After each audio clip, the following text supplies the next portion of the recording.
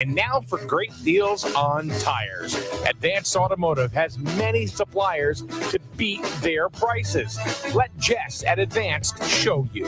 Advanced Automotive for repairs and now tires too. Advanced Automotive. Find them on Facebook. Hi, my name is Dr. Katina Simmons. I'm the optometrist and the new owner of Griswold Eye Care, formerly the office of Dr. Joel Zuckerbaum. I would like to welcome you and your family to make an appointment today for an eye exam. Even though the name has changed, we are still providing the same family-friendly eye care as Dr. Z. We are located at 8 North Main Street in Jewett City. You can also find Griswold Eye Care on Facebook and send us a message. Don't forget that eye exams correlate to your whole body health too. It's not just new glasses and contacts. So come see me, Dr. Katina Simmons, at the all-new Griswold Eye Care, formerly Dr. Zuckerbaum. Hope to see you soon. Live from Main Street, your community radio. Mike Minarski and Rich Wasilick in the morning, and 80s all day and night. SNSN. Your community radio. Live from Main Street. Mike Minarski and Rich Wasilick in the morning, and 80s all day and night. SNSN. Well, Rich, what's up? We've gone to the dogs again. Puppy love. Boy, that's not cliche. Once again, we are being joined here at SNSN by All Paws on Deck. They're a Connecticut-based dog rescue. We had them here last week. We had Susanna. We have more people and more puppies. Got 3 of them. Dogs today. 3 big ones. Yeah. I love the colors And on this one. Yeah. You can see Susanna's holding my co-host today. That's Brie. And Brie is between 2 and 3 years old. Yes, we assume she's young, 2-ish, 3-ish. Okay. We couldn't find her ID with her. She didn't come with an ID? She didn't come with an ID, no. Yeah. I don't know. Yeah, I get sent back. But no. Nope. So what is Brie's story? I'm all of these dogs and puppies, they have some sort of backstory. Yes. I would think about where they come from and whatever. So if you could tell us about Brie. Hi. Brie came from Texas. She was roaming on the streets and she was pregnant. And one of the neighborhood volunteers from Texas started reaching out on Facebook looking for rescue to take her to stop the cycle of litter after litter after litter. And at the time I had space, which is a rare thing. So I took her. And unfortunately, Brie was very, very pregnant and she started delivering her puppies 2 hours before arrival. Wow. It's still on the transport. Yeah. So Brie had 11 puppies. 11? 11, yes. You told me they all died? She's an overachiever. Yes, unfortunately, after 2 weeks, they started to get sick. And everybody was diagnosed with a disease called distemper virus. Yeah. It's a horrible disease. It's easily preventable with vaccines. But because Brie was a stray from the streets, kind of the neighborhood dog, nobody ever took care of her. Nobody vaccinated her. So after we set up a mini hospital at my house, it was crazy. Sleepless nights. We had her on fluids, a lot of medication. But unfortunately, the puppies did not survive. And Brie had really dark days, but she made it through. She's pretty chill. I mean, she's been in here, which is a totally different place for her. And just kind of looking around and kind of hanging out. And she's pretty docile. Yeah. She is a love. She is. Look at that face. It's like, Hey, adopt me. You know what? I make that same face when somebody does that. Oh, to me. yeah? Exact same face. Yeah. Have you tried, Rich? Is that true? Yes. Rub his Very true. Very true. He just kind of lays there and quite a Those are only special times, okay? So Brie's a love. Now she's healthy. She overcame distemper, and she has a little twitch. She got the twitch. Yeah, as Really? a consequence of the virus. This virus always leaves neurological consequences. So distemper is a neurological disease from the It- brain, kind of like it attacks the whole body, but especially the nervous system. Yeah. And when the dog survives, they usually have bad neurological consequences. But in Brie's case, we were lucky that it's very mild. okay. Mhm. So when she's standing or sitting, we just kind of see her bob her head a little bit. But So it's is a that charm. something that's going to require long term, like lifetime care, or It's is it probably, just no, it's way? probably forever. It doesn't require any No care. care, It's okay. just the way she is. Yeah. Okay. It's just her. It's just charming. Yeah. It's her. But she's a love. She's great with Nice. kids. She's great with other dogs. And she's a big bear. Which obviously there's a dog right next Yeah. to Brie, and she's just chill, you Yeah. know. So, and the other dogs They wanna play. Yeah, the dogs just wagging its tail, like, "Hey, you're a dog. I'm a dog. We're Hey, both dogs." You got 4 legs too. I want to say. You want me- Oh, you wanted to see how to share that, right? Yeah, I did. Yes. You know, we can do Oh, that. that's- Okay. There goes You Brie. want to meet Brandy and I go share Here. my. Show you. I'll give the stage to Lindsay, our amazing foster, Where do you want to share it to? to the All Paws page.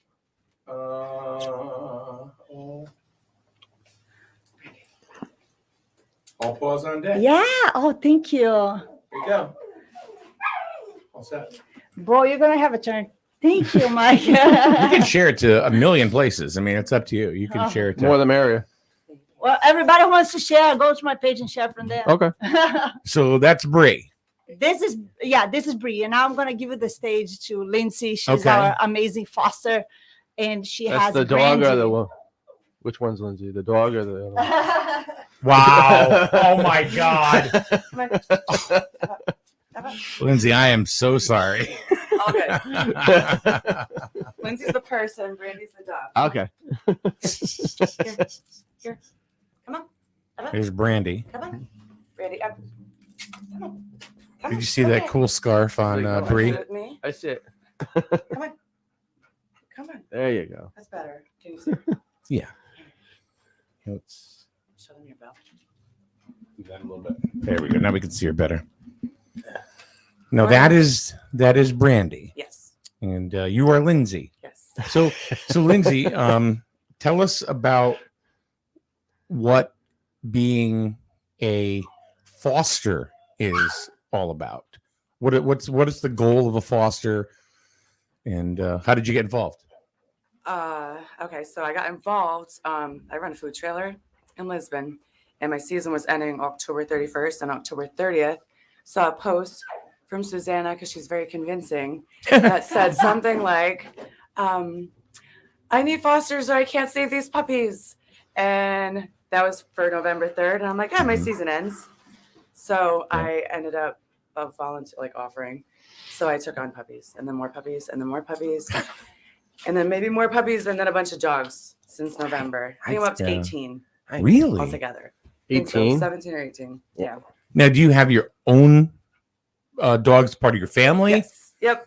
I kind of have a zoo at my house. Come here. How do you sleep? I sleep on top of them. Yeah, I was gonna say. Wow. Come here. I want them to see you.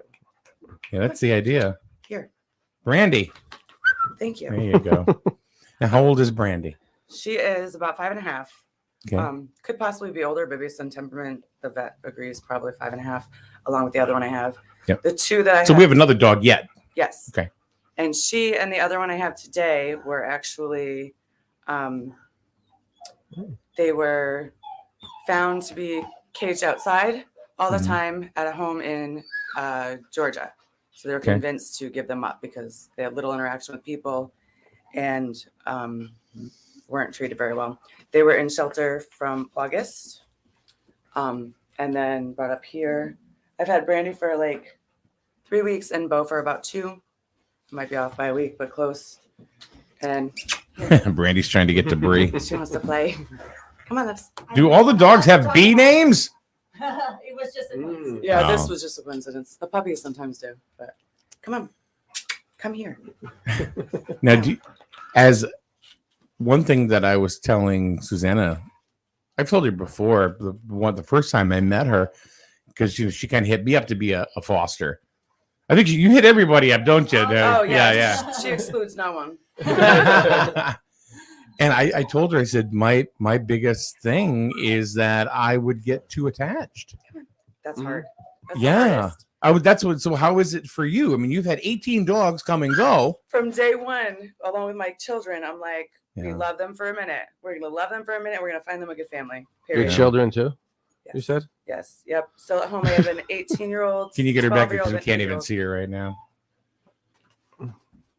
So how do you fit 18, There you go. How do you fit 18 puppies and There's a 3 big children baby. in No, the that house? wasn't all at the same time. Oh, okay. I was gonna say. 18 altogether. Okay. So she really is a lap dog. Look, she's just hanging. Look at It's that. fantastic. She's very chill. And it's like when you say that they are good with other dogs. I mean, there's 2 dogs in here right now, and she's just kind of like, "Hey, what's going on?" And they have never seen each other. These two, yeah, these Oh, two it's have the never first met. time? Yeah. Oh, okay. These two are two of like our best probably when it comes to friendly with everything though. Yeah. And just sweet. So sweet how dogs. long have you had Brandy? 3 weeks, I think. 3 Possibly weeks? 4. I think 3. Has there been one that's been especially hard to give up? I'm Ah. having a hard time. boom, boom, boom. There's been a couple that I'm like, oh, you could totally just move in. She, however, I don't know. She plays fantastic with my dogs. What kind of dogs do you have? Kids adore her. Rescues, mutts. One of them's like a Ridgeback mix, so he's 90 pounds. Mhm. He's 4.5. Then I have a 3.5-year-old pit bull, female, and a guinea pig and fish currently. She's great with guinea pigs too. Yeah, and fish apparently. Yeah. Unfazed by those. Oh, she's tired. No. They're- She's just waking up because we're not morning people. I'm surprised they're not louder. I'm surprised they're not louder in here right now with 3 of them, especially. So if somebody wants to go ahead and they want to look into adopting either this little lady or Brie, what do they do? How do they start the process? So allpawsondeck.org. There's an application online. So they get more information about each dog on Which there. is these guys right here. And they can reach out and obviously touch base with us to find out any more information even prior to putting an Mhm. application.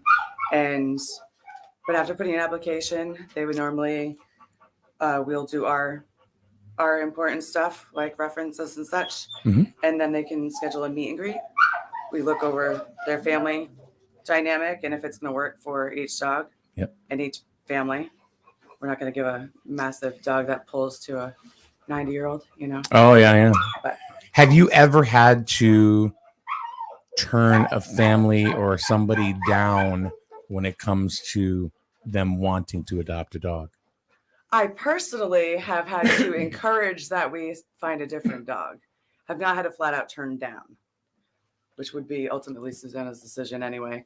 But So basically, it's not that you're turning somebody down. It's just that the dog may not. You feel like the dog's not a good fit correct. for that Correct. family. Usually, yep. I mean, I'm sure on occasion there's some that are just probably shouldn't even be looking for a dog.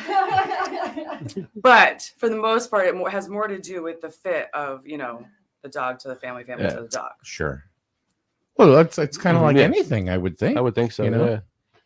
Like you said, you can't have a elderly person getting a new huge dog that's Yeah, I gonna would drag never him give her on that a other walk. Yeah. Yeah. Like this, like these 2 that are in here now, Brie and Brandy. They're just chill. They're just hanging out, and it's like Brandy's just sitting there lapping it up and going, it's been a rough day. And Brie, before we even went, Brie was supposed to come here last week, Right. but She got turned down. Brie gave her spot up last week for Annabelle. yeah. And talking about Annabelle, we saw her last week. She's a little chihuahua. She's a mix. Chihuahua. Yeah. Yeah, she's adorable. And she has a meet and greet scheduled for this Thursday. We're very hopeful we're going to find her a family. Nice. But I want to let you know, Annabelle has a fundraiser going on. And tomorrow we have a St. Patrick's Day Annabelle fundraiser Really? for her heartworm treatment and her spay and her dental surgery. And if you enter the that's good. fundraiser, you can win a Bark Box gift card. Oh. So it's a last day. Tomorrow is going to be the Now, what drawing. is Bark Box? Oh, Bark Box, it's super cool. You never heard It's, of BarkBox? No. Really? I've heard of it. Yeah. I mean, I've heard of like Chewy, Yeah. and stuff like that. Yeah. Is that kind of like that? Well, Is it's it? kind of like that and a Lots of surprise in a presents, box. right? What? Lots of presents. isn't Yeah, it? it's a surprise in a box. It's Oh. a monthly delivery of treats and toys. It's kind of like that subscription. cake thing when it pops out of the cake. It's a surprise. They have awesome toys, very durable. Yeah. Some toys are like they have layers, so the dog can destroy the outer layer, and then there's another toy inside. Mm-hmm. And you It get it is- once a month, right? Yes, you get Yeah. it once a month. Yes, and we have a gift card Mhm. for the winner tomorrow. You Wow. get to choose a name for Annabelle's baby. She still doesn't have a name, Really? and you get to help us help Annabelle. So now I'm looking at BarkBox because I have 2 Shih Tzus at home, and I'm like, oh my goodness. Yeah. It's supposed to be a fun thing. It's kind of like what the women get with that makeup thing. You know what I'm talking about? Well, there are tons of. Ipsy. Ipsy. And Ipsy. we get it once a Ipsy's, month. My friend does too. She Well, loves it's it. like, well, my she's going to have a baby in August, so there's a subscription service I started Mhm. for her, and she gets it every single month. That's Ipsy? Pink No, bag? no, it's for For the- it's for expected mothers. Oh, really? Oh. Mm. Happy pills? There's No, they wouldn't subscription work. for everything today. No, she's doing very, very well. Victoria says, my dogs know when the bark box arrives. There you go. Yes. A lot of dogs know. Yeah. It's funny, and they have great quality toys. They, especially for big dogs that Mhm. destroy dogs' toys very easily. Their toys are fantastic. Oh. So what is the fee or the adoption charge? Because we want to get the other dog in here now. Yes. So for adults, it's $400. And that's like these 2 ladies here, right? Like Brie and Brandy. Yep. And they come already spayed, which saves you $600-700 at the vet. And that's spot on, because I know that we have, getting Howie and Henry neutered. I mean, that right there was $500 each dog. And they are little. They are Shih Tzus. I know. Those, They usually charge per weight. So Yeah. when you go over 50 pounds, Yeah, so that is. So how do you do that? I mean, how do you manage to get these dogs spayed and neutered and still only charge, or get a $400 or $500 adoption fee and stay functioning? Thank you. That's a great question. It's a combination of factors. It's your donations, our fundraising effort, and using low-cost clinics. Sometimes we can get those surgeries for $200. And that helps offset. Sometimes they already in the South, they have super low-cost clinics. So whenever possible, we get them done in the South They get before it they come prefixed? here. Yeah. Yes. So over there, we can get it for maybe $100. Really? Got it. Yes. Then there's the cost of transport. That's the whole There's- supply and demand thing down south. A lot of dogs, low cost. Yes, they Okay. have a lot of low cost programs, but even the low cost programs, even the high volume clinics, they are always overbooked. Yeah. Sometimes the dog is surrendered and it's already neutered or spayed, so it's a touch and go situation. Or sometimes, like Brie, she's Just whether the cameras are all wacky right now Oh, because that's all right. let's see, that one's now pointing at you. Ta-da.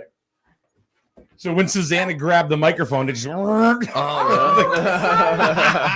the ca- I didn't realize there was a camera there. That's all right. Let's do that. There. Okay. So now that's on Rich, and I got one Good on the chair there. Okay, so there we go. Yeah.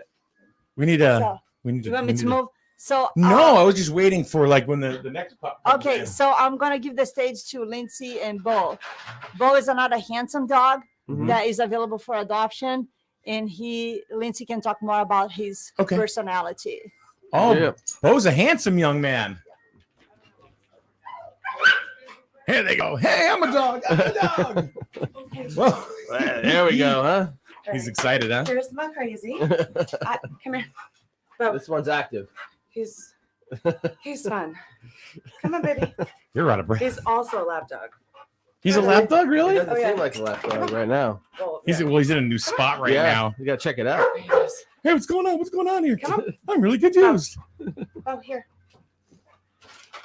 Oh, Oh boy. every dog knows. the sound of the treat bag. Come on. Come on. To me. Let me see if I can get that. There you go, baby. Brandy. Here. Nope, here. Thank you. Sit. Sit. You need your butt on that? Laura says, "Get the camera on point." Well, I'd love to, but can't. Laura, next time you're coming here and running camera. Stay.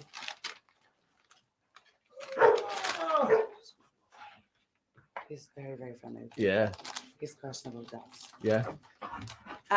Here. Come on. Here. Thank you. Hi. I noticed when they came in. All right, Laura says she's going to come in and run camera next time. There you go. So, Bo doesn't want to play ball right now. But how old is Bo? About the same, 5.5. Yep. He's the one that was surrendered with Brandy, who's making it known. They surrendered together. Yes. Brandy, enough. And can I close? Oh, thank you.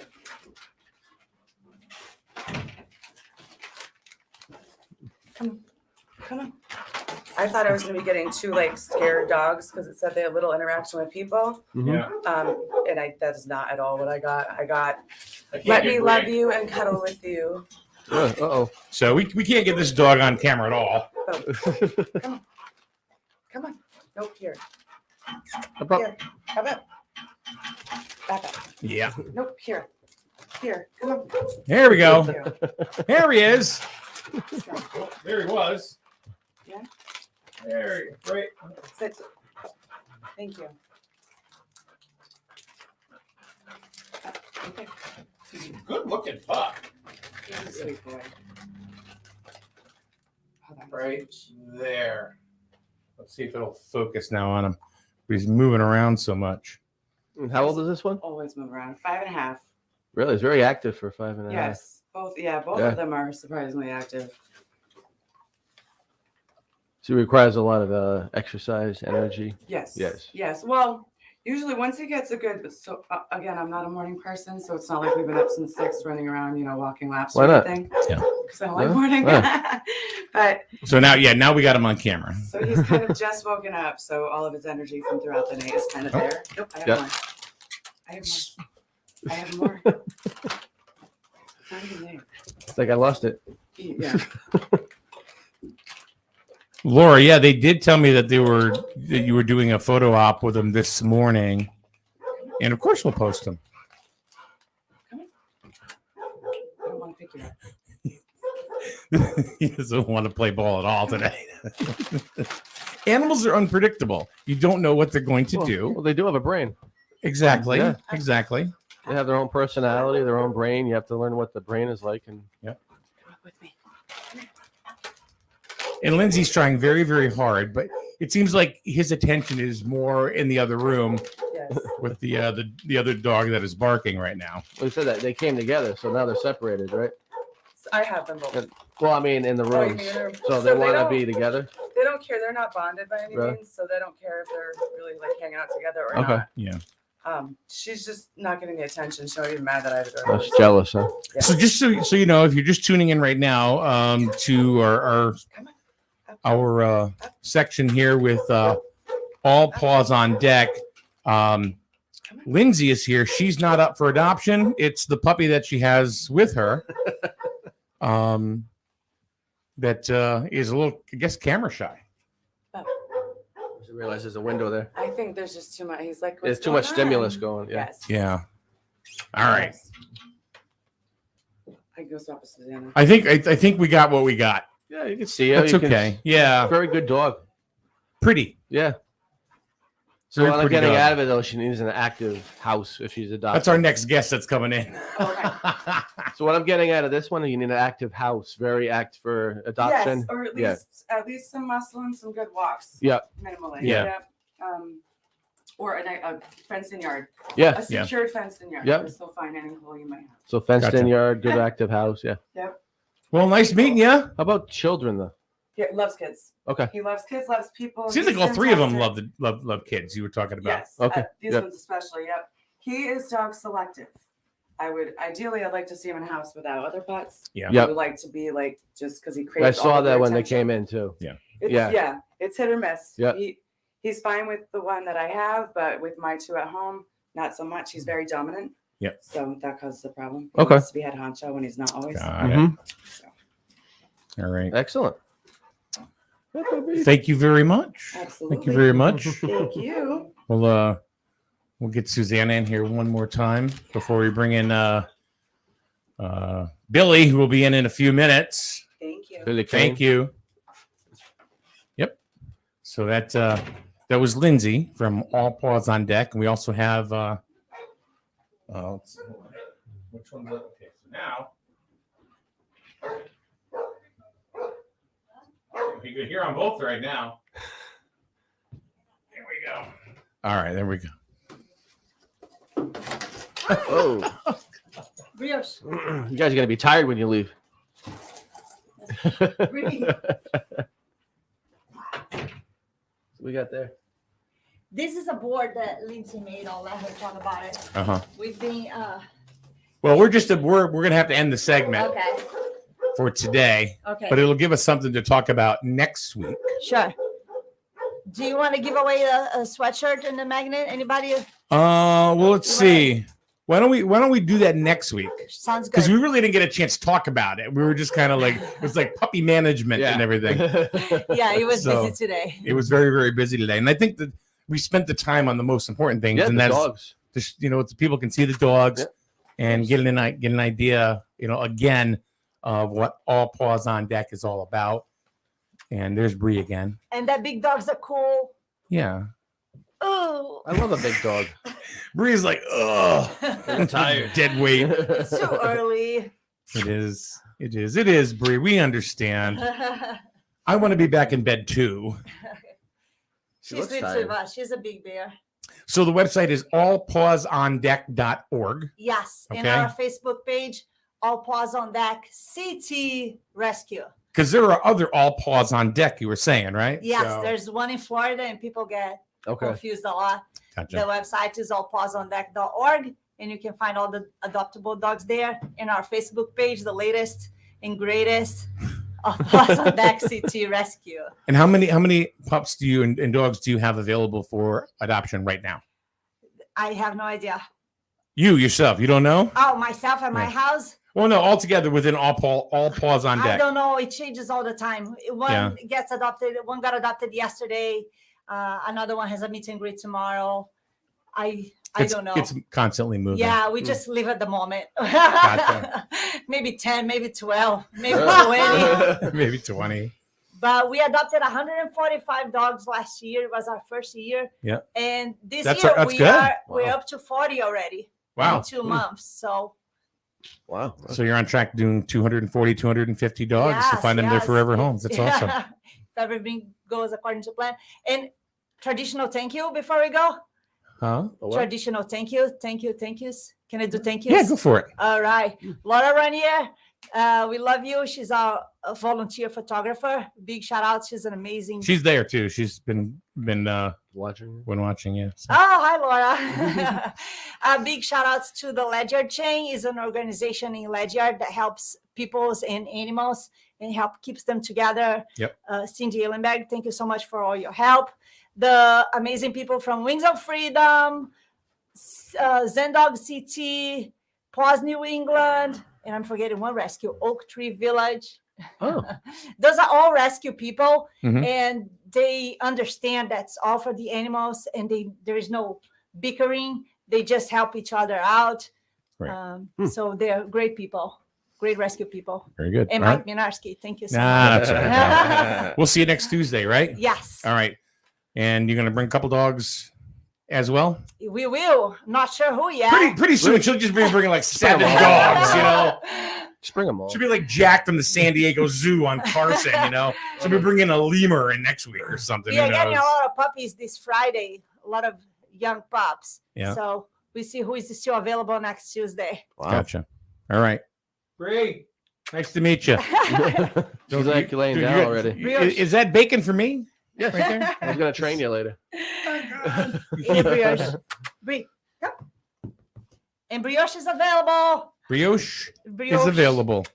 And For all Paws on Deck. well, all three of the ones that you have here today that we were taking a look at. We didn't get a chance to see much of Brandy because she was just very active. Yeah. Which is good. Yeah. That's But they're great dogs. They're great with Yeah, they were kids. very They're very chill, house trained, ready Absolutely. to go, well, that's the important ready part. to snuggle with you. Absolutely. All right. Thank you very much. Thank you, Mike. All right. Thank you, Right. Rich. We're going to take a quick break. Coming up in a minute, we got Billy Kane, who's the new head baseball coach at Griswold High School. Yesterday, they had their very first pitchers and catchers workout. So we're pretty excited about the new baseball season. We're going to be carrying about 15 games of Griswold High School baseball. So we'll get to talk to Coach Kane in a minute right here on SNSN, and we'll be back. Hi, Miranda Mahoney here from Grizzle Pride, your local drug prevention coalition. So, marijuana, now legal in Connecticut, but there are some things you really should know. It's only legal for people 21 and older. And always, always secure your cannabis products like edibles, vape pens, dabs, and of course marijuana in a locking storage container and keep it out of sight and of reach of kids. Kids don't know the difference between a THC edible gummy and a candy gummy you might buy at a store. There's many resources available at grizzlepride.org or our Facebook and Instagram pages. And parents, you are your child's greatest influence. Talk early, talk often about the risks of substance use on their developing brains. Check out grizzlepride.org. grizzlepride.org. grizzlepride.org.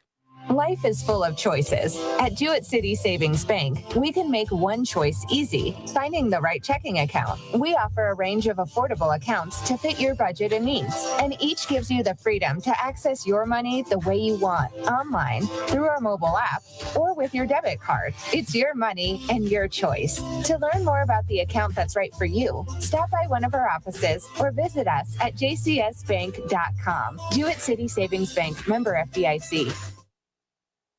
Did you know that Allstate Insurance, the Trahan agency, has two offices now, Plainfield and East Lyme? And that's good news for you, since Kevin Trahan has been in the insurance business for well over a quarter of a century. Plus, he's easy to find. Just search in any browser, Kevin Trahan, Allstate Insurance. And when you get to his Facebook page, you'll find tons of helpful information on questions you may not even have thought to ask.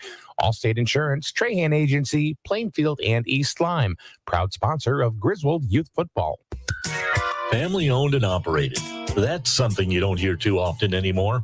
Highway Campers of Plainfield is now 3 generations in and going strong. If you're looking to upgrade or get your first RV, contact the family that knows RVs, Highway Campers. They'll walk you through the process of finding the right RV for you and can even finance it for you. Visit www.highwaycampers.com and find your home on wheels. After all, home is where you park it. Highway Campers is a proud supporter of Griswold Youth Football. Hi, my name is Dr. Katina Simmons. I'm the optometrist and the new owner of Griswold Eye Care, formerly the office of Dr. Joel Zuckerbrand. I would like to welcome you and your family to make an appointment today for an eye exam. Even though the name has changed, we are still providing the same family-friendly eye care as Dr. Z. We are located at 8 North Main Street in Jewett City. You can also find Griswold Eye Care on Facebook and send us a message. Don't forget that eye exams correlate to your whole body health too. It's not just new glasses and contacts. So come see me, Dr. Katina Simmons, at the all-new Griswold Eye Care, formerly Dr. Zuckerbrand. Hope to see you soon. I can probably hit the green from here. Probably. Can I get a mulligan? Ready to go? Hey, are you sure you're okay to drive? Yeah, I'm pretty sober. Yeah, I'm probably okay. Probably okay isn't okay, especially when it comes to drinking and driving. If you're drinking, call a cab, a car, or a friend. Buzzed driving is drunk driving. A message brought to you by NHTSA and the Ad Council. Live from Main Street, your community radio. Mike Minarski and Rich Wasilick in the morning. And 80s all day and night. SNSN. And good morning. Welcome back to the show, everybody. We had a nice visit with some puppies. And, of course, Lindsay and Susanna from the All Paws on Deck Connecticut-based dog rescue. and they brought in 3 dogs. They had 2 yesterday and 3 today, and so it was good. Now we do not have a puppy, but we have Bill Kane. Hard to follow up with that. Oh my God! Hey, Billy, what's going on? Not too much. So you are obviously the new baseball coach for Griswold High School, and you yesterday. I mean, the season's really underway. Yes, it is. You know, you had your first meet and greet, I guess, maybe, or some practice with pitchers and catchers yesterday at Griswold High School. Yep. And how many kids did you have show up for that? 14. So that's good. That's a good showing. Yeah, I mean, it's the max I can have. So it was very good. It's very interesting. Okay. You know, got to finally put some names to some faces and stuff. Right. Faces to some names, but yeah, it was good. Okay. Very good. So now let me ask you a question. You're the new head coach. Some of these kids have already been playing, and some of them have been playing for multiple coaches. Yeah. You know, well, no, no, because Mike was there 3-4 years. So yeah. Some of these kids are already going to have an idea of what they think that they're going to do. And that's got to be difficult for a new coach coming in, because you may or could very well have a different vision for each one of these kids or what you think their abilities are. How does a coach go about that? So if you have one kid that says, "No, I'm a pitcher," and then you see something and you say, "No, you know what? You're a shortstop," or you do better. How does a coach go ahead and approach that? Well, I think how I explained it to some of them last night was more so, you know, trying to find out where they're comfortable playing and giving them the opportunity to show me that they can play at that position. Mm-hmm. I think it's very important to move the kids around, to kind of see a different look, to see different combinations, because obviously with high school in the pitch counts, it's very important that we have a ton of pitching, okay, which we do, which I'm super excited about. The fact that we have as many pitchers as we do, oh man. Yeah. But I had tried to explain to them last night that you will be moved around. You know, I said to even Garvin, I said, "You look great at shortstop, right? Like, great. But here's the thing: when you pitch 5 or 6 innings and you threw, 75 to 85 pitches, if we have a game the next day, where do you think you're playing?" You know, and then kind of everybody paused. Well, maybe second base, or maybe you're EHing. I mean, because I got to protect the arm, and I got to protect, him as a player, and I got to think long term, not short term.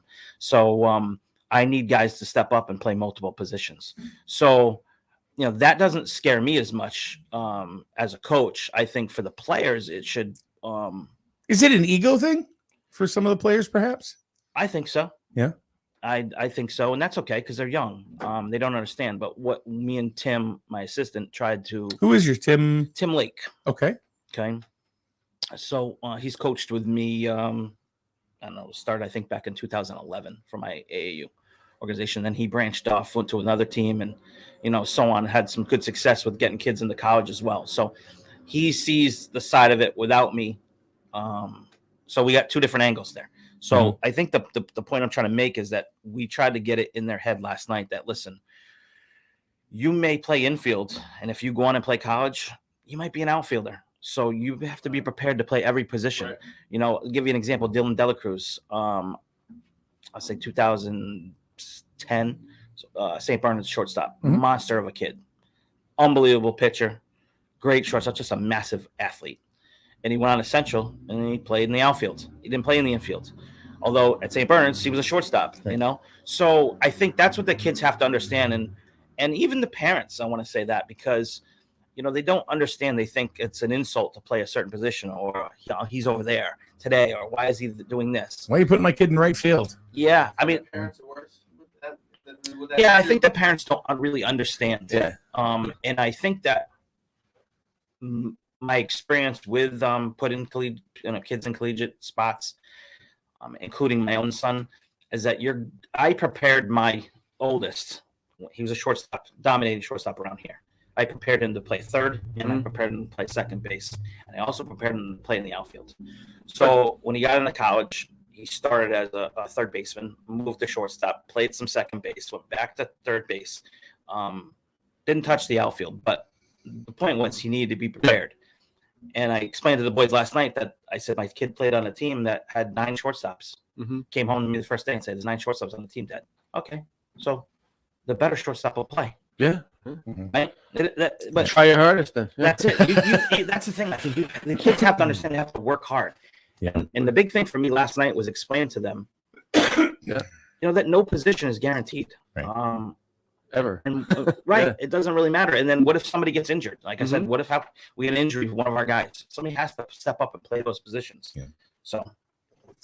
So just in covering these guys for the last, the kids that we've seen these kids come up right from freshmen, and unfortunately there was the COVID year, so a lot of these kids missed a year. We've kind of watched these kids get groomed in a certain way, and now, like for example, an Evan Gilgenbach, who is I've known him to be a pitcher, and he seems to put in the work quite a bit. He does stuff at which one of the DBI? Yes, so is that you? Is that your place? No, okay. No. But you may have a totally, like you talking about Shawnee Garvin. Said, okay, look at short. I had him playing short for fall ball. Yep. And stuff. Great hands. Huh? He's got great hands. He does. He does. Great footwork. A good kid. So what do you do? Like if you have a kid that's because the pitcher, that's the sexy position. I want to be the pitcher. But let's say Coach Kane says no. You're because then you have the parents that get involved. How do you handle parents? Personally, I don't really care what the parents say. Gotcha. I'm there to support their kid and to try to get their kid to whatever their son's dream is, not what their dream is for their son. Good. So, and again, we have, I'll be honest with you, we have some players that aren't interested in playing college baseball. That's okay. Yeah. And I explained that last night. That's okay. But the discipline you learn and what I'm going to teach and the grind is going to help you later in life. You know what I mean? Whatever you're trying to achieve. So that's nice. You're teaching the sport isn't necessarily the important part. It's what you learn from the sport. That's what I believe. Yeah. Yeah. And, someone like Evan Gildenbach, he's, I haven't seen him pitch. He wasn't able to pitch yesterday because he had a pitching lesson on Sunday. So hopefully that's his last pitching lesson. And we focus on the team right now. So we'll see what happens. I watched one of his pitching lessons and, he seems like a, decent pitcher. So I'm excited to see what goes on from there. But I'm really more excited to focus on the younger guys too. I mean, honestly, that's what I think we have 8 or 9 freshmen that signed up. So I think that's really the future, is the younger guys. So I'm really excited about that. And then last night I met Logan Davis, who's a junior who didn't play his sophomore year. Super raw talent. Like didn't play at all, or no, didn't play baseball at all. For whatever reason, I don't know what it was. His freshman year would have been COVID year. Yeah, which makes that tough. Right? So super raw, but we were working with him. He was catching. Now got to get him an update. That was my favorite spot. Okay. Yeah. What's the most important spot on the mound? I love catching, especially with whoever designed that baseball field with a 65-foot backstop. So, but there's things to look forward to, and like as soon as I got in the car, I would say probably 30 minutes. Logan texted me and said, "Thank you, Coach," and really appreciate what you did and try to work on me. Show me a couple different drills. That's what this is about. Yeah. So I'm excited. We covered youth baseball last year, some junior leagues, some little league stuff. So we got a little bit of a head start, I guess, on what some of the. I mean, I'm not a coach, I mean, I played one last year, but I failed miserably. But we had there were some kids that I really liked watching play. 2 of them, especially, and I'm just telling you, just from a spectator's standpoint. Yeah. One was Andrew Harden, the Ginger Ninja, and Calvin Otto. Calvin Otto, he could throw. He was really good. He was a really good center fielder, which we saw, which doesn't mean anything, in the grand scheme of things. Is he a lefty? Calvin? No. Okay. No. So I don't think I've met him yet. No, I don't know. I don't know. Yeah, I don't think I've met him yet. What's your? He was on your list. Okay. He's on your list. Okay. Well, I'm not listening, just so you know. Like, I'm just trying to get some of these kids' names. Sometimes I'm giving them nicknames so I can remember. Sure, I did the same thing. Yeah. So I called one guy, Nicky Sticks from, whatever, because he's got the long hair. I'm like, because that may be Calvin. Okay, there you go. It may have been. Yeah. So what's your? I didn't get to catch the beginning because I was moving dogs, but your experience. This is your first year with Griswold in high school, right? First year with Griswold. What's your experience overall with the numbers of kids coming from high school into college baseball or sports? Like percentage wise, give or take. You mean how many kids move on? Yeah. So versus expectations of moving on. It's really tough because for me, it's a different level. My first set of group of kids were the graduating class of 2012, and every single kid that was on my team played college. Okay. Everyone. That's good. Yeah. Okay. Mostly D2 and D1. Do you know if any of them moved on past that? Yeah, I have a kid now who's with the St. Louis Cardinals. Harrison Bader. Okay. He played with me 16th and when he was 16 and 17. Another kid, Jose Chaos. He's in the Kansas City Royals. That's a cool organization.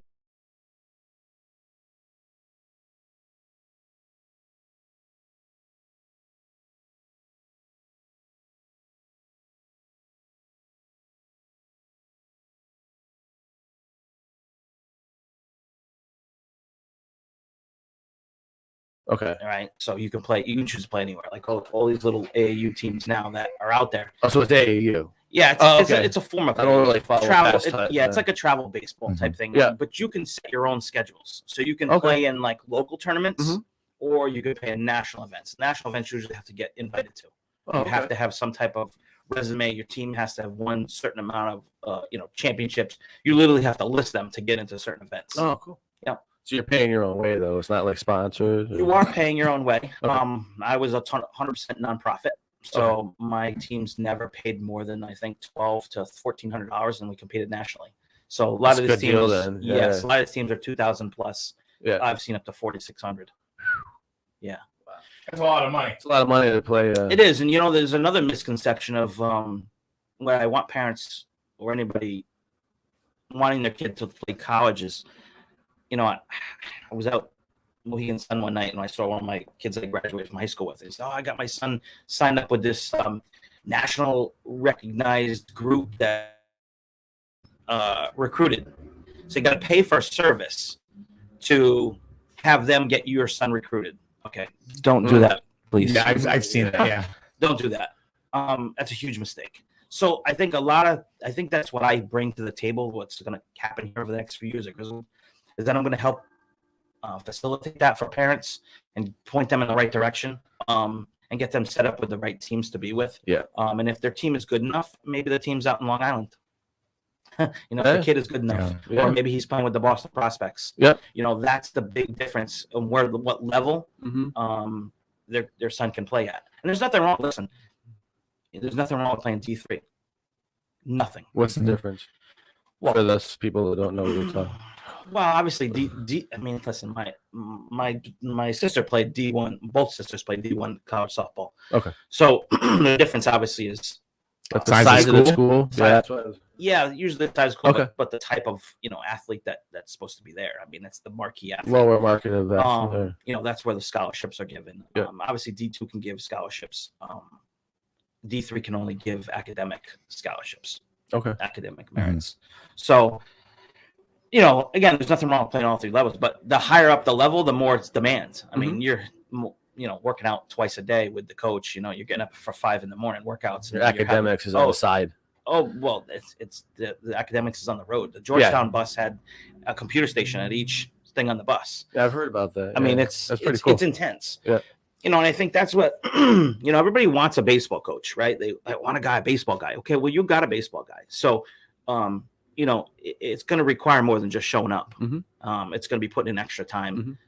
It's definitely going to be doing work outside of me. You know, and that was I kind of explained to the kids last night. Last night we ran over a little bit on the workouts because I wanted to sit down and talk with them and let them know what Coach Tim and I were about and what we're expecting and what we want to see them as far as stepping up and believing in themselves and trusting themselves.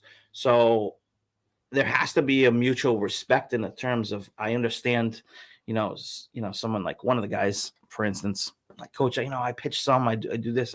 Okay, well, no, we're going to work on it. I never thrown a changeup before. Okay, so let's throw 5 in the dirt. It doesn't matter. If the ball goes 5 feet to the left, who cares? We're going to work on it. It's in order for us to get better, we have to fail. So that was the big thing for them. Don't be afraid to fail. That's important. Please don't be afraid to fail. And because that's just life lesson right there. Yeah. Big. And I think that's the big thing, So, Bill, can I ask you a question? Yeah. Can you rotate the chair this way? Okay. The sun the other way? No, he's blocking the sun. Okay. Which means Just getting it's a shadow. little harder to see him. That's okay. People don't want to see me. In the thing. So, in case I missed it. Apparently, the lighting in here just sucks. So, in case I missed it, what brought you to the Griswold? So I'm a graduate. Okay. Griswold graduate. Yeah.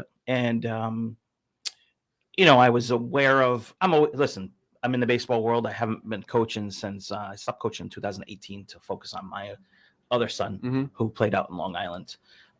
We traveled out there. Okay. So I've got away from it a little bit. So every time a job comes up, somebody's always texts me. And I'm not interested in 90% of them. This one I was interested in because number one, it's my school. And the background behind it, as we were talking last time, of the school losing players, and I think that I can help that. I think I can. Once we get in a flow and the process starts to happen for some people, I think they'll learn that they don't need to go to a different school, say Killingly, to be recognized. You know what I mean? Yeah. Because you're going to be recognized. Look at one of the guys I just saw on Facebook. I commented on it. He's going to play football, so he got committed to play. I don't know if it's D3 football or whatever. But my point is, he didn't need to go to Killingly to go to college football. Right. They'll find you. But I think in that process, I can help them find them because we'll throw my connections. I'm always constantly going to be bringing marquee coaches or athletes down to the players to help as well. So I do have somebody coming down. A guy used to play for the Red Sox organization. Was head of Northeast Perfect Game, USA Baseball. He now runs Steel Sports for which is a national company. Okay. They own Baseball Heaven out there in Long Island. So he's head of all that. So I'm going to bring him to work with our catchers to give us a little different perspective because he caught professionally. So I'm going to give them all the tools necessary. Even when someone knows more than me, I'm going to give that to them too. Nice. So, I think that's important too. Is you can't be everyone. Right. You know what I mean? And so I'm just going to try to give them the best opportunity and the best experience possible. Excellent. Well, that's not what a manager does. A manager, puts people together. Yeah. Like, for example, when they asked me to coach fall ball last year, I'm like, what? No. But so I did it really just to kind of help out because I knew they were. And I said, okay, well, now my style of anything, whether it's here or on the field, which I found out is I surrounded myself with people that did things better than me, 100%. And I can manage, I can put people in different places and stuff like that. But as far as like fundamentals are concerned, no, that's not my thing. So we had one guy who was incredible with fundamentals, John Harden, as a matter of fact.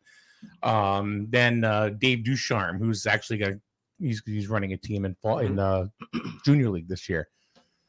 So these guys are just good, when it comes to that. I'm not. But you brought it together. Exactly. Is that kind of what you were getting at, or? Well, yeah. So let's not take away from volunteer coaches because without you and people like me. I wasn't taking away. I was saying what I was doing is like my forte was not teaching, somebody how to field the ball. Well, I don't think mine was either until I started learning from other people. And what they did. True, because I learned a lot from Harden over the fall. Anyway. Yeah, so I think that was the biggest thing for me. So when I first started my organization in 2006, I surrounded myself with, marquee guys, guys who played at college, that were experienced. And as we got better and we traveled around, I learned from other coaches how they warm up on the field. I will remember to the day and exact moment I was walking down on the University of Virginia's baseball field. Okay. And we're walking in, my team's walking in, and the other coach he's going like this to me as I'm walking in from the outfield towards the first baseline, right? And he's tapping on here and here. And he's going like this to me. So I'm like, what the heck's going on here? And this guy's like 6'6", just a big burly guy. Okay. South Carolina Chain Gang was the name of their team. Nice. Okay? Yeah. Phenomenal organization. Okay. I got up there and he's got a big wad of, chew in his mouth that he's spitting out, and he goes, "Coach, lefty or righty, man?" And I'm like, he wanted to know which guy was throwing. So it's like, those are impressions because this guy was prepared to have a different lineup based on what I was doing. So he wanted to get his stuff straight before the game. You throwing a lefty or righty? I mean, it's like, okay, the preparation that goes into a lot of things. So that, that says a lot to me as a coach. Okay, listen, I'm coming down here with the big boys. These guys have been doing this a long time. So you pick up on little different things from other coaches. Like I said, coach against Charlie Hayes' team, the Houston White Sox. Now his son, Charlie Hayes' son, right now. You're talking about the third baseman, Charlie Hayes, yes, from the Phillies, New York Yankees caught the World Series. Okay, yeah, all right, yeah. They last out in '96. Didn't he play third base for the Phillies at one time? He might have. I'm a Yankee fan, so I don't care about the Phillies. So in any case, his son right now is in the minor leagues. But they had every kid swinging identically the same. All got to the same set. It was like set, go, step. I mean, everybody, they're all practicing the outfield. I'm like, wow, every kid swings the same. So you see a lot of different things out there, and you kind of just pick what you think. And I think that's why I've been blessed as a person, outside of the job that I do and the things that this is my passion. I'm able to soak in what other people do and find that and add that to my repertoire, So that's really what it comes down to. The skill you're going to bring the most is like pay attention and learn, not necessarily manage. Yeah. Well, that and like to the kids lessons, pay attention, learn from everybody. Don't be stuck on what you think is right. Yeah. I mean, don't get me wrong here either. I mean, just last night working with some of the guys, I'm like, listen, you may have learned some things from people, but I can see some things that you're not doing correctly. So we're gonna change that around. Yeah. And that's not to take away from anybody else who has previously coached them, but I'm gonna add to that, and I'm gonna make them quicker. I'm gonna make their feet work a little bit differently than how they normally approach it. So, I think collectively, if we can get each kid, and I say each kid because I don't care if it's the worst player on the team, he may end up being the best player on the team. We have no idea. I think a little belief system in somebody in some of these kids, trust me, like one of the kids that took the ball from my coach Tim, lefty, he's like, oh, never thrown a curveball, never thrown a changeup. Tim worked with him for 5 minutes, and it was this kid was throwing awesome curveballs and awesome changeup, and I was like, kid had a smile on his face. Why? Because somebody gave him an opportunity, and somebody told him, hey, maybe you could do this. So I think the encouragement is what I'm really after. And I think if they can feed into that and understand that we want this as much as they do, maybe they just haven't come out of their shell a little bit, and we can push it out of them. I think that's probably huge right now, especially with everything that's been going on the last couple of years. I think at the end of the day, someone who cares is going to make a big difference in their life. It's huge. So, it's not all about baseball, is it? No, not for me. It really isn't, So, and I think that's the biggest thing when I still get those texts from some of my former players that have obviously moved on. One kid's a nuclear engineer. I mean, that's, hey, coach, how you doing? Blah, blah, blah, but I'm doing this. Like another kid living out in Texas. I mean, the life's lessons that we learned in the discipline, it brought them to where they're at now, and if I'm just a percentage of that, that's all that matters. You know what I mean? That's what I'm after. Yeah. So I know even here for myself, 9 out of 10 good ideas don't come from me here. They come from the people that are around me. Yeah. So now here's something I wanted to ask you, you know, as a coach. Do you find, well, for my own thing, all right, there was a guy I coached up against, and I didn't know, I'm not going to claim, I never did to know a whole lot about anything when it comes to baseball. But I coached up against another guy from Lebanon, Marty Gomez. That sounds very familiar. He's the Lyman Memorial coach. Okay, yep. He's been there for a long time. He's pretty much a legend. Yeah. So I was watching him and just his style and how he was with the kids and all this stuff. And I learned a lot just by watching him. Is that something that you do as well? I mean, is that a normal thing to learn from other coaches? You know, pointers here and there just from observing that you think would help you? I think yes, absolutely. I mean, obviously in my younger days doing this, that's what I had to do, you know, to be successful. And I had to continue my education process of, if I'm going to, you know, be a hitting coach and be working with guys, I need to learn from a professional, you know, and that's why I'm a certified hitting instructor. You know, it's not my philosophy, right? It's somebody else's, but I'm learning it. I learned it, put people on film, do all different types of things, understand the swing path, understand how to get to a point of contact, how to get the kids in the proper position. So you have to constantly learning. So I think watching other coaches, you know, I've had kids in the system. So of course I watch other coaches. I think that's what motivates me to actually come out and coach, because I feel like they could give more, you know, and do more. And they're not just taking the stipend, you know, to, oh, there's another position open, let me grab that. You know, That's not who I think me and Tim are. I've already invested probably $2,500 into this team out of my own money. So, you know, that's another thing too.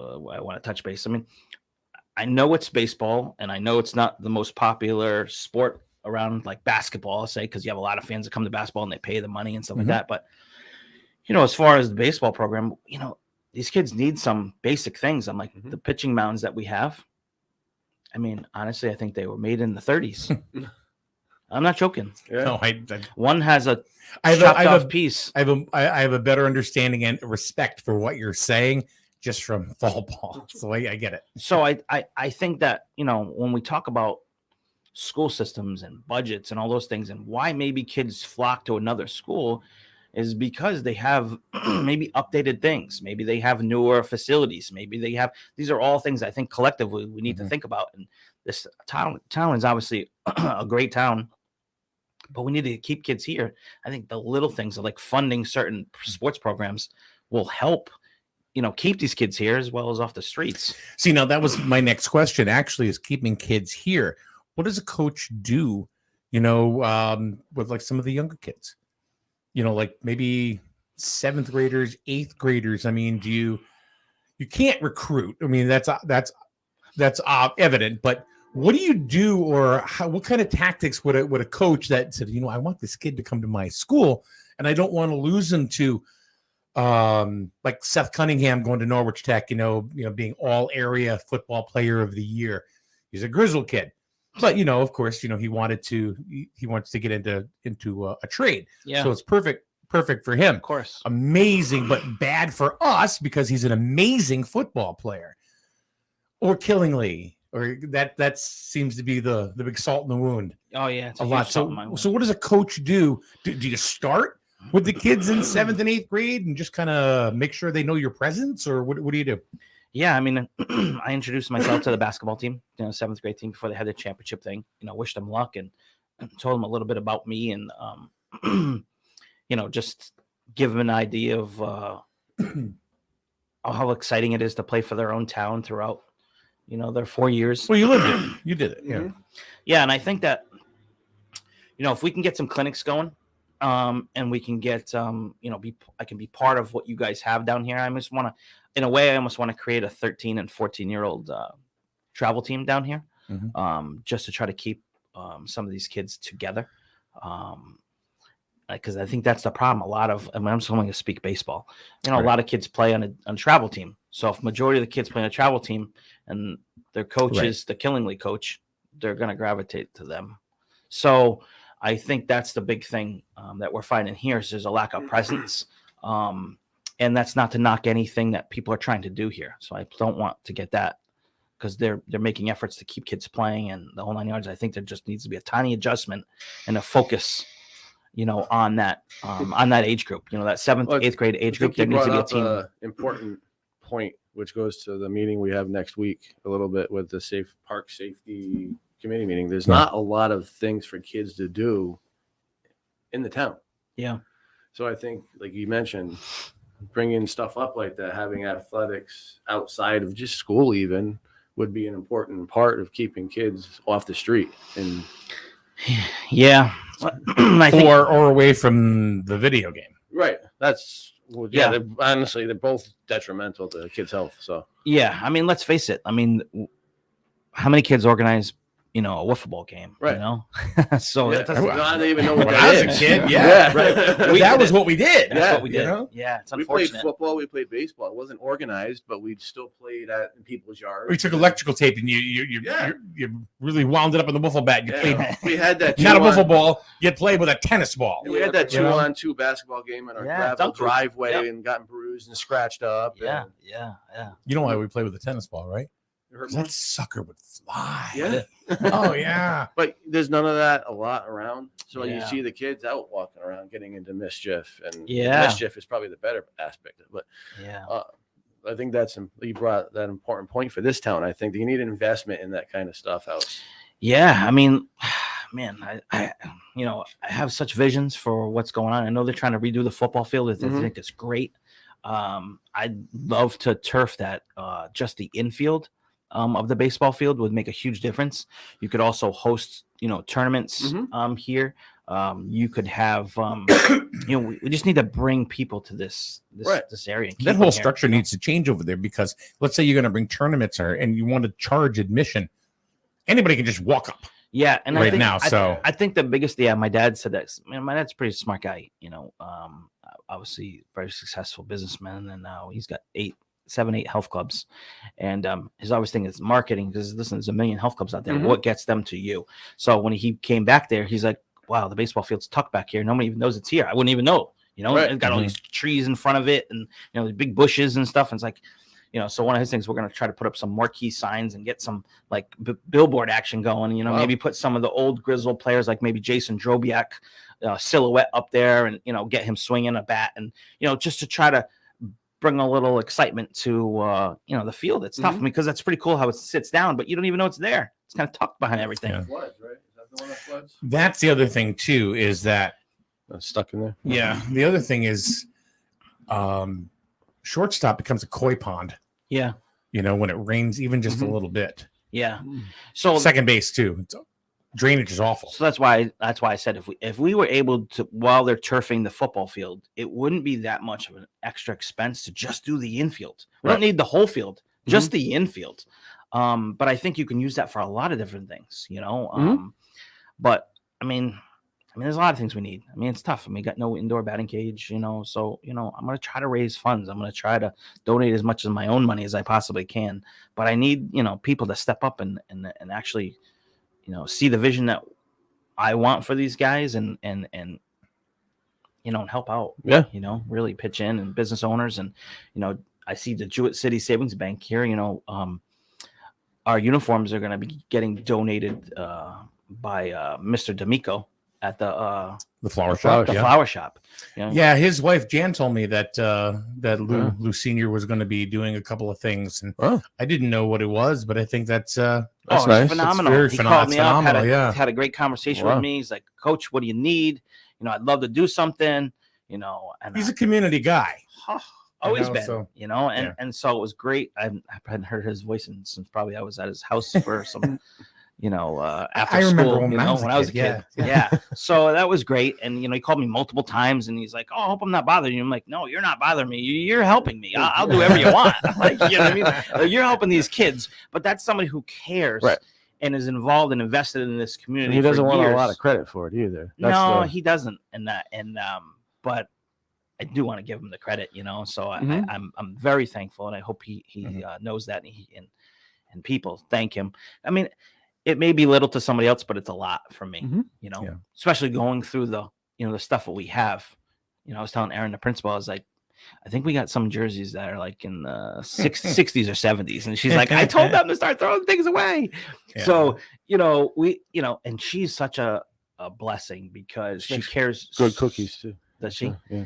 That's her mom. Her mom. Oh, okay. It'd be Lori. Her mom makes amazing cookies. And if you ever get a chance to get some of those cookies, stand in line. She brought them here, right? Yeah. Yeah. And they do them for fundraisers. I buy them. Buy the dozen. Anyway, sorry.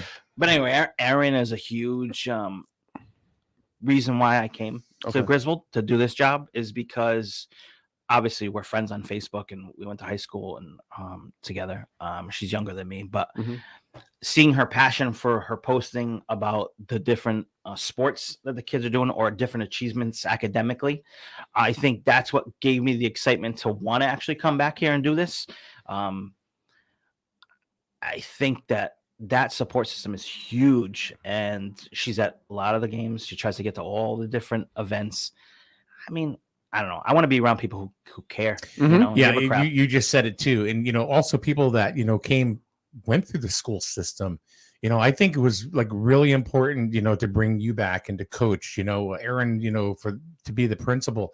I mean, you're talking to like Dr. Frizzell, who was the principal probably for, 20 years, 25 years, a little bit pretty much old school. Then you bring somebody that's really entrenched in this community, like, you had been, by going to school here. Erin, obviously, with her entire family, with, Griswold High School and all of them pretty much being educators. Yeah. Those are just amazing thing, bringing in like a Steve Gravino and stuff, who's, we're not talking like Coach LeClaire. You remember Coach LeClaire? He was great guy, but it was time for the changing of the guard to see all of these people come in that, you remember when I was younger, I was older than them, like most of them. But you see them come in. It's really, really cool because you have a piece of the community here. And whether it's coaching or teaching, it's an important piece in somebody that's not connected or not connected as well. Yeah. Yeah, she was definitely the motivating factor for me. Yeah. And she didn't reach out to me, but just watching what she does, that motivated me. Like, I want to be part of this. She's the vice principal of the high school, right? She's the principal. She's the principal. Okay. She's the principal. Yeah. Yep. So if you were to sum up your vision in 2 sentences, what would you say? Oh, jeez. What's your pitch? Well, listen, first off, I wish we'd have a couple more signups. I mean, we're definitely a couple players short to having 2 full teams. Okay. So we're probably going to have a taxi squad. So I'm hoping that we get some last minute signups. The first actual tryouts begin on the 19th, Saturday. So, we have some players on the fence, or we have, guys that are they had a really bad experience last year. And they're just physically moving on from it. So I don't know if I'm going to be able to coerce them, and that's okay if I can't, but I'm making every attempt to. So that's our first thing. Hopefully we can get a few more kids, and if we can't, that's okay too. We'll make do, and hopefully in the future, what we do this year and next year will breed, some more players into the system. Right. So that I'm looking at this long term. Gotta start somewhere. Yeah. I'm very optimistic about the year, though. I think the combination of the younger players mixed in with a few of the seniors will help us out. I do need my seniors to actually step up and be leaders. It's not a coasting year for them. There will be younger players that play over those seniors if they don't step up. It's life. Yeah, it's unfortunate, but I don't. Just because they're a senior or junior doesn't mean that they get an automatic. That'll be a lesson in itself, right there. Yeah. And like I said, you want a baseball coach, you got a baseball coach. You got two great coaches who care about the game and the development of players. So if you get left behind, that's not our fault. That's your fault. So, and that's a hard thing it's a hard pill for players, especially young men, to swallow, especially when they have their own image of themselves because maybe they've been fed that. Here's another participation trophy. Yeah. Thanks for being a part of this. You're great. It's part of our philosophy growing up now.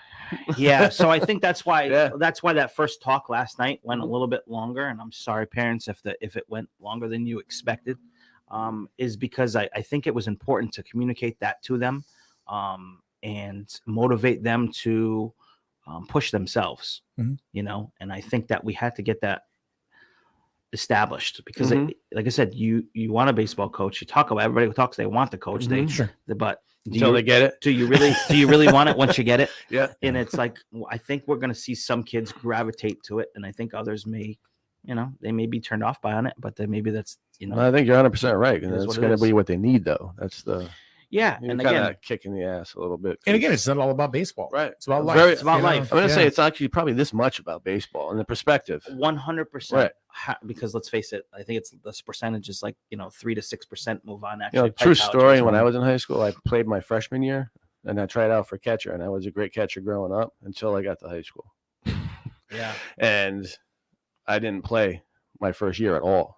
And I was like, you know what? Halfway through the night, screw this. I don't need this. I'm wasting my time. This is BS. You know, Right. typical high school Yeah. personnel. And I regretted it the rest of the years because the kid that didn't play at all, also on the same team, got player of the year because it was attitude. Yeah. Because he went to every practice. He practiced hard. Never played a game in his whole freshman year. Wow. But It's like Charlie last year.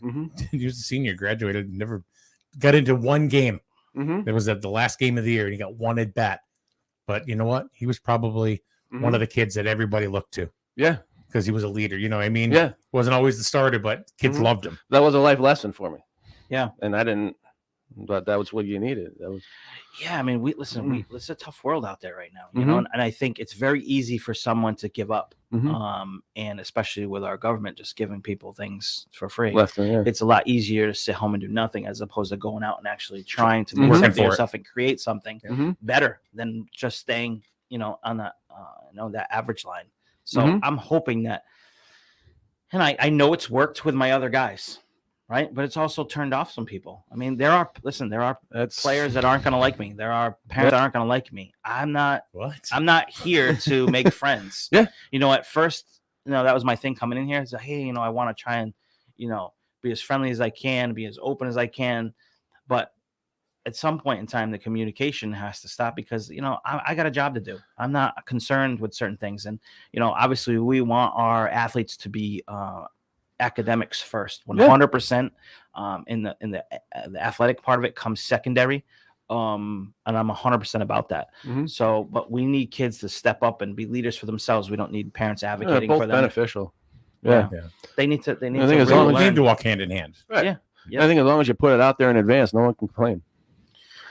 I mean, they're gonna anyway. They're gonna anyway, and that's okay. life too, I guess. But what you're always gonna get from me is the passion. You're always gonna. You're, I mean, listen.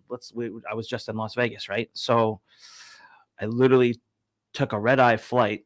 So were you playing in Las Vegas? No, or were you gambling in Las Vegas? Yeah, relaxing. Both. Yeah. Okay. Yeah. Just a- Vacation. Yeah, vacation. Vacationing in Vegas. Buffets. So, but my point was I had to be here on Monday for this practice. So I flew Sunday night at 11:55. I was supposed to land at like 8 a.m. back here. Yeah.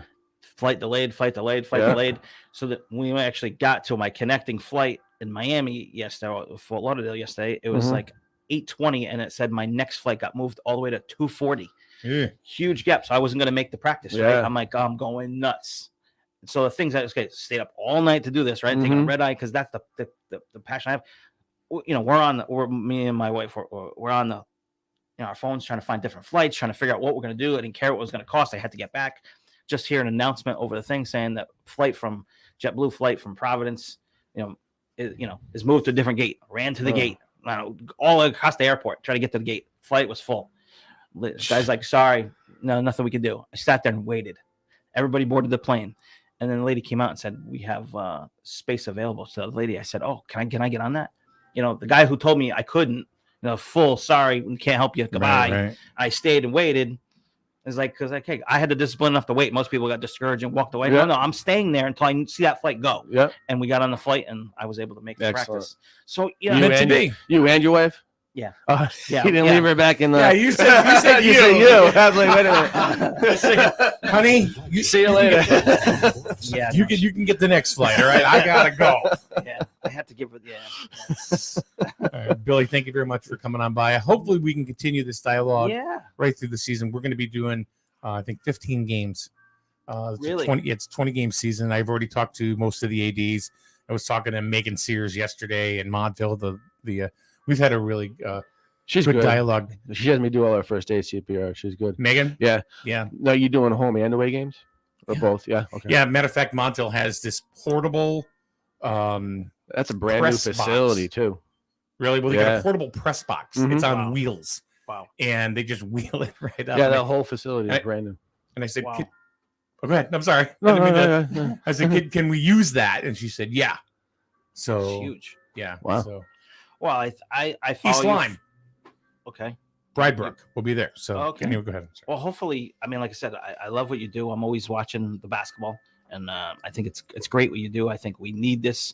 I think you help with the energy in the town, just from what I've noticed in a few short months. So I'm super thankful that you actually do what you do. I don't even know how you make money to do it, but hopefully I'll be talking to you like as soon as we turn the microphones off. I'm gonna tell you how. So, but I think this is much needed in this community. And This is all puppies and unicorns here. Come on. I just saw puppies walking out, so maybe I'm looking for the unicorn. That's true. Yeah, you got that. So, anyways, but no, thank you very much for having me, and I have no problem. I love this game, and I love the kids that we have, and I look forward to a good year. Well, I appreciate you too, because I mean, last night it was like, boom, can you come in? Yep. It was like last minute. The man didn't even have a chance to say, well, what's my schedule? And everything. Nope. Yep. I'll be there. So. Yeah, I was literally on the phone with the assistant coach. That's how much we literally left each other. And Yep. we're on the phone talking the whole way home. Maybe next time you can bring Tim. I would love to bring Tim. It would be awesome. Your to hours bring him. don't really work for him because he's, but Okay. we'll have to figure something We'll out. figure something out. We'll make it work. Because he definitely wants to get in here, and I think he's a great guy. And What's his last name? Tim Lake. Okay. He coached this year. He coached Preston middle school basketball. Went back to his school because they needed a coach, and he, wanted to go back to his school too. Gotcha. So, yeah. So, anyways, All right. cool. Programming note. Tomorrow we have Angela Adams from the Greater Norwich Area Chamber of Commerce. She'll be here tomorrow talking about the duck race, the Great American Duck Race in Norwich. And then a little bit of a yin yang on Thursday, where it's St. Patrick's Day, right? So it's the luckiest day of the year, right? I'm Irish. Jesus, Maria and Joseph. I mean, we'll be doing whatever. But what are we going to be doing? We're going to have an organization in here called CIRAC, and why? Because March is Problem Gambling Month. Oh goodness. So I know. Is it on really? St. Patrick's Day? Yeah. Really? Never heard of that before. What, March being problem? Yeah. Well, you don't do gambling in your thing. No, you do I more work addiction too- services. yeah, I and work CPR too hard and- for my money to throw it. Like I don't never Well, really got into it. Right, but Personally, but March it's always been, and we have a lady named Val Tebbets coming in, Okay. who she used to work for UCFS, and they have Mhm. an organization called Bettor's Choice, BETTORS. Okay. Not BETTOER. And has always given like people don't understand what gambling is It's when they're, well, how far it goes. It even goes, what's really one of the things that has been huge? Not so much going to play a table game. I mean, that's always been a thing. I love playing blackjack. I love playing craps, I mean, that's, Yeah. but these video games on your phone Mhm. where you have to finish a level, but you can't. So you pay money. So you're buying moves. Mm-hmm. That damn shit is fixed. 100%. You know what I mean? It's like, scientifically designed to. yeah, it's like you need one more thing to complete the level, and you get all of a sudden a bunch of power ups, but you have no. So now you gotta. They're gonna say, but you can buy 5 moves for 99 cents. Yeah. No, I've never. Screw you. My own I'm not doing it. personality, I've always gotten bored after the first 5 minutes of it. So I think that helps. Yeah. I Well, just- perhaps. Yeah. Me, I get addicted to things quick. Yeah. So anyway, That's why it's scientifically designed for. Yeah. So cool. That'll be interesting. thank you very much. No, thank you. All I right. appreciate it. We will see you soon, and we will see everybody tomorrow right here at SNSN. Have a good day, everybody. Hi, I'm Harry, the Tooth Fairy. Or at least I used to be the Tooth Fairy. Business was great. Then people started discovering Griswold Dental. Dr. Norman Katzoff and his staff can do things to help you keep your teeth longer.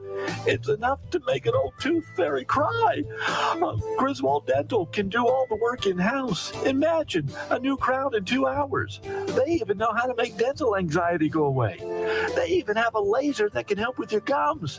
Griswold Dental will make you want to smile again. They can restore, clean, and help prevent all those problems that keep me in business. Dr. Katzoff and his staff will make you feel like family. They're friendly and you'll be comfortable. Contact Griswold Dental today and set up an appointment. 860-376-2624. 860-376-2624. Griswold Dental, 87 Slater Avenue, Jewett City. Tell them the Tooth Fairy sent you. Hi, Miranda Mahoney here from Grizzle Pride, your local drug prevention coalition. So, marijuana, now legal in Connecticut, but there are some things you really should know. It's only legal for people 21 and older. And always, always secure your cannabis products like edibles, vape pens, dabs, and of course marijuana in a locking storage container and keep it out of sight and of reach of kids. Kids don't